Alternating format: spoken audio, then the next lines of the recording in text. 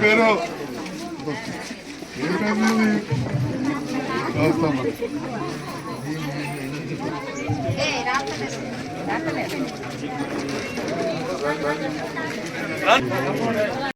మరి మీరు అందరూ చూసారు. ఇదే పోయిన ఎలక్షన్ లో ఇదే రోడ్డు మీద నిలబడి చెప్పినాం, ఈ రోడ్డు మీద యాక్సిడెంట్లు బాగా అవుతున్నాయి, చాలా మంది చనిపోతున్నారు, ఈ రోడ్డుకు డివైడర్ చేసి పెద్దగా చేయిస్తా అని చెప్పి నేను మాట ఇచ్చినా. మీరు శంకరన్నను గెలిపించి లతక్కను గెలిపించారు.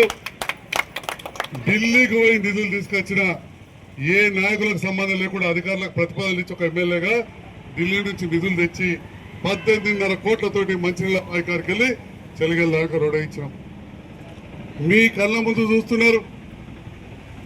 ఇవాళ అమీనాబాద్ లో మస్జిద్కే కావచ్చు, ఇక్కడ మా పేద పిల్లలు చదివే సర్కార్ బడికే కావచ్చు, అదేవిధంగా మన ఊరు మన బడి కార్యక్రమంలో శంకరన్న చెట్ల మీద ఆ బడి కూడా కార్యక్రమం జరిగింది. పాపం తమ్ముడికి పోయిన ప్రభుత్వంలో చేసిన బిల్లు ఇంకా రాలే, చాలా ఇబ్బందులు ఉన్నాడు. మరి ఇటువంటి ఇబ్బందులు అయినప్పుడు, మరి ఇన్ని కార్యక్రమాలు ఉన్నప్పుడు మా జిల్లా నాయకుడు వచ్చిన ఎంఆర్పిఎస్ నాయకుడు స్వాగతం. మరి ఇక్కడ ప్రభుత్వంతో కలిసి పనిచేస్తే మనకు పనులు అవుతాయనే ఆలోచన వచ్చింది. అదేవిధంగా ఈ ప్రభుత్వం ఇలా కొత్త రేషన్ కార్డులు ఇచ్చింది, సన్న బియ్యం ఇచ్చింది, ఉచిత కరెంటు పేదవాళ్ళకి ఇస్తా ఉన్నారు. కళ్యాణ లక్ష్మి లాంటి పథకాలు అంతకుముందు ఉన్నాయి, అన్ని కూడా నడిపిస్తున్నాం. ముఖ్యమంత్రి సహాయ పథకాలు ఇస్తున్నాం.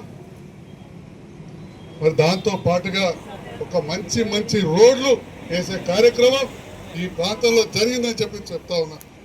మీరు చూడండి, ఇలా అయితే అమీనాబాద్ దగ్గర అపార్ట్మెంట్ పక్కకు మొన్న మా గన్మెన్ మన పేరు సాజిద్ బిడ్డది పుట్టినరోజు ఉంటే పోతే కొత్త రోడ్ అయితే చెప్తున్నాడు, వాడకట్టంత పరేషాలు అవుతుంది సార్, ఇంత మంచి రోడ్ వేసిన.